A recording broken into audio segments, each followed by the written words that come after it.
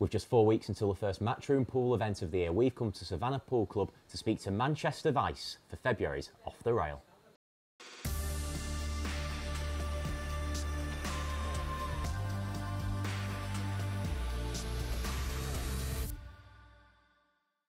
Hello, thank you for joining us for February's Off the Rail. The Vice Captain is with us. Karl, it's the first time we've seen you since you got the job. Tell us a little bit about it. Yeah, my Facebook social media campaign paid off. I was having a little bit of fun, you know, doctoring the pictures and stuff and getting the things out there, and it paid off, and I'm delighted to have a new role and a go at it. You and Alex, we know you both from the commentary booth. Alex has been a captain before. It's your first time, but loads of Mosconi Cup experience on your side. How do you think you two will work together? Yeah, to be fair, out of all the pool players I've kind of met over the years, Alex is sort of one guy I've always got on with. You know, we're similar type of characters. You know, he's a family man, I'm a family man. He likes to chill out. He has the odd beer as well. You know, he don't take himself too serious, and I think we're going to work really well together. Have you been speaking to Alex much already this year? Yeah, we've had a few phone calls every week so far, but obviously we're going to both be at the Masters doing the pundit gig, and that's where we'll proper sit down and form our plan of attack. And the Masters is a good opportunity to see how the players react in the Matchroom arena, how they perform under that kind of pressure. Will you have a very close eye on the Europeans in particular? Yeah, 100%. I mean, obviously, it's not a ranking event regarding the points and the selection, but what it does is it lets us look at the Europeans, what maybe not have played in a Matchroom arena. Obviously, the likes of Jason Shaw and Albin, who's played in Mosconi, and Joshua Fuller, you know, we're seeing his performance last year. We know they can handle it. They've won big majors. They've won Matchroom events. So it's kind of that next type of, not the next tier, but just that bracket who might not be quite used to it, who may qualify for London. Looking ahead to December, what have Europe got to do to turn around this losing streak down? We've just got to get to 11. That's all we've got to do. No, I mean, seriously, I feel like the doubles is where it's all gone wrong. I think they've not quite gelled with the pairings and maybe miscommunication and things like that. Obviously, singles, you know, it's a race to 5. They've all won big tournaments, so there's not much you can really talk about in that sense. I feel like it's about the doubles. How do you go about getting 2 pairs together? Because obviously you're going to get 3 players from the rankings, so they're not going to be your choice. So I guess it's about getting the right wild cards and then matching the right pairs together. Yeah, I think it's a waiting game, just seeing which 3 qualify, and then obviously we get the 2 wild cards, as you said. And I think this year me and Alex want to get some kind of warm-up match going, because we've seen America do that, and that gets you even more, you know, you can have a proper look at the players then and pair them up and just see how it works. You know, Marcus was on his own as captain, and they didn't really have that, and maybe it's kind of too late. And certainly the last 2 years I just feel like the doubles is definitely where we need to strengthen, and I think the warm-up match is key for us. Who do you think will be the big players in the Mosconi Cup? Have you got an idea yet who would be your wild cards if they didn't qualify? Yeah, I mean, obviously, I think everyone's got the same kind of view, really. You don't have to be sort of an expert as such. You just have to follow the game. You know, the likes of Joshua, Jason Shaw, Albin, you know, they've done so well in the Mosconi Cup. So, you know, you would think if one of them didn't qualify, the names are certainly going to be mentioned.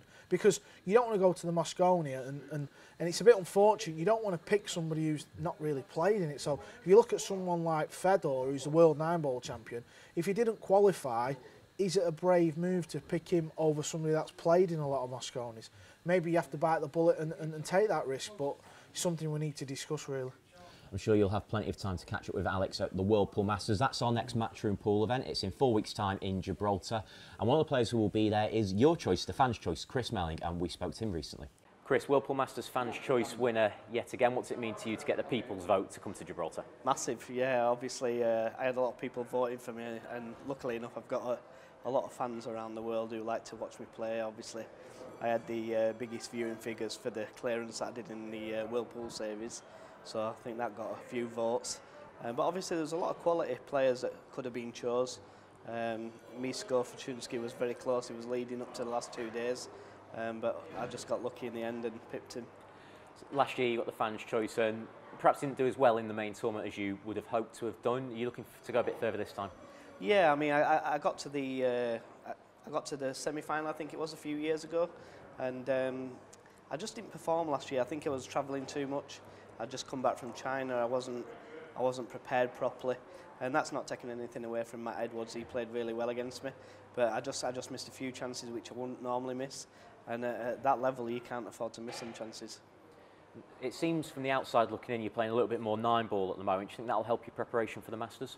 Yeah, definitely. I'm certainly playing well. At the minute, the results aren't going my way, but I'm only losing out by the odd frame, so I'm cueing well, potting well, playing well. It's just I'm going through a stage at the minute where the results aren't coming my way, but that happens. You know, you have to go with the rough and the smooth, and sometimes everything goes for you, and you win every time, and sometimes it doesn't go for you. So you've got to take it on the chin and come back stronger. Do you feel we can expect a little bit more of that Chris Melling magic in Gibraltar this year?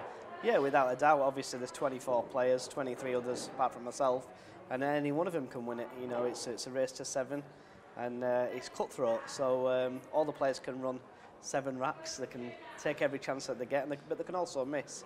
And I'm looking to put pressure on my opponents and hopefully make them miss. So it's Chris Melling who won the vote for the 2nd year as the fans' choice. Karl, what is it, do you think, about Chris Melling that makes him such a fan's favourite? I think it's the certain shots he plays. You know, he's not scared of going for the big shots. It's a funny one, really, because he won fans' vote last year and he lost in the first round. And he didn't play that good, really. He's got second bite of the cherry. He's a bit fortunate to get the fans' vote, in my opinion, because is it a case of every year, if he didn't get in the event, is he just going to keep getting the fans' vote? You know, do you give someone else a chance? I don't know. But as a player or former player, it's a funny one because the fans love his style of play and he's exciting to watch, and you kind of never know what you're going to get. But from a player and other players as well, they kind of, you wouldn't think Chris Melling's one of the top players. Fans would, but he's at that sort of second tier bracket. Do you know what I mean? He's quite loose with his cue ball, hence why he has to keep coming up with these big shots. He's a fantastic cueist, great single ball potter.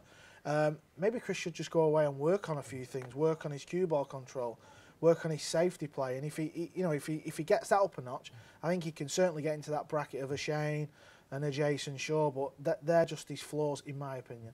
And in that bracket for the World Pool Masters, a top-class 24-player field once again. Who are you looking at as potential winners of the Masters? I think you've got to look at the guys who've won it before, or the guys who have won the big majors. Filler, Jason, they've never won the World Pool Masters, but they've won the big tournaments, so they're not scared of winning. Obviously, Arkady's won 2. Niels is always there. Shane, could we get a new winner? It's a funny one, really. It's short races, and you only get one life, so it is hard to pick a winner. Those short races, what do they do for you as a player when you're perhaps used to playing at least race to 9s, race to 11s, and you come in, it's a race to 7? How different is that? You just want to get that first match out of the way, to be honest. You want to just get a win on the table, get used to the arena, and even though you've played in many tournaments, there's no like just getting that first match over and done with. And as I said, it's a tough field. You need a little bit of luck, but I think it'll be one of the big guns who do snap the tournament off.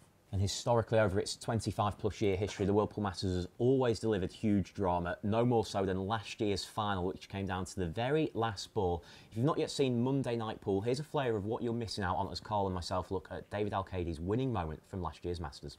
When I missed the position to the 5 ball, I think, okay, it's over. I don't have more chance. I play every match. I down in the score 5-0, 7-4 or 5-8-5.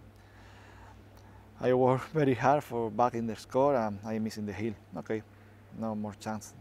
When look at Kazaki's missed to the position to the 9, I think please give me one more chance. Kazaki, I think he played really good save. When I go to the table, I think, okay, this is my tour. I trying to play bank, nothing play safe. I have big confidence in this tournament. I can't remember how many really difficult balls. This is a special moment for me. Karl, David Arkady, Masters winner last year, also Masters winner 2 years previous. What is it with David and this event that makes him so good in that arena? And how do we stop him? You just put me back in the event because I got a late invite and knocked him out in the middle event.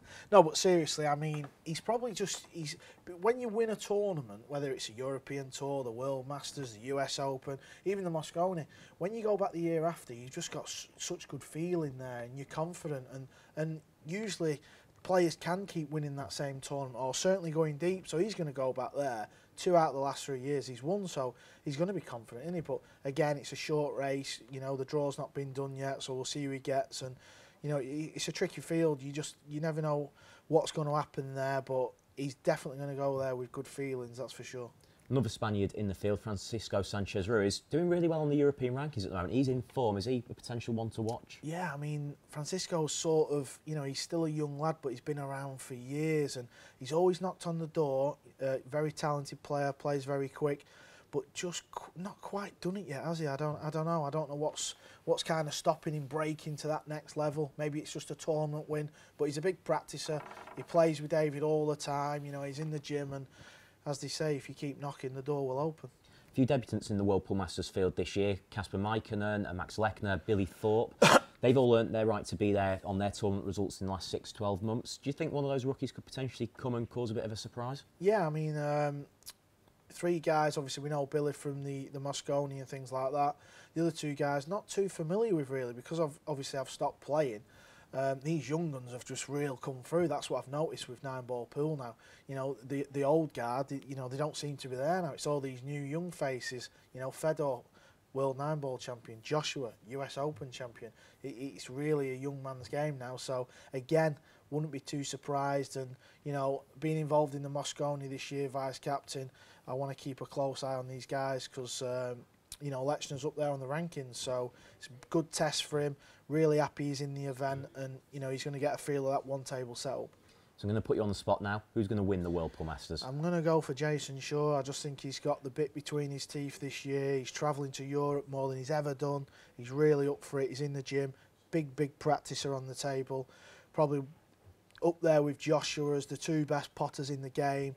He's really got everything about his game, and yeah, Jason Shaw. And Jason's a player who seems to really ride the wave of a crest when he's in form. He won the International, had a great Mosconi Cup, he's just won on the Euro Tour. Obviously a few big events to come before the World Pool Masters, but he does strike you as a sort of player who thrives when he's playing well. Yeah, he's such a confident player, you know. He's left-handed. There's something about left-handed players when you play right-handed. They look so attractive at the table. Left-handed cues seem to be the best potters of the ball. I don't know why. They just do. You know, look at Villa, Neil Robertson, Judd Trump. They just pot the ball. And I just think he's got the bit between his teeth. He's said to me and Alex he's going to travel around Europe, playing all the points events to make sure he gets in that team. I mean, to be fair, he could probably just sit at home thinking, he's good for a wild card, really. Let's be honest. He'd certainly be mentioned, wouldn't he? Well, I'm sure he saw the off-the-rail Mosconi Cup preview where you said Jason Shaw would be the first name on your team sheet. Yeah, I mean, he would. I mean, obviously, I bet if you asked every pool fan in the, you know, who would you pick? Would he be on you? You could ask that anybody. And even the players know that. He's such a great player. But to be fair to him, he has said, I'm going to all the events in Europe, all the points events. I want to, you know, get in that team off my own back. And I just think over the last few years, this year he's really up for it, so you know, he's my pick. Well, Karl, thank you very much. We'll see you in Gibraltar in March for the World Pool Masters. We'll see you soon.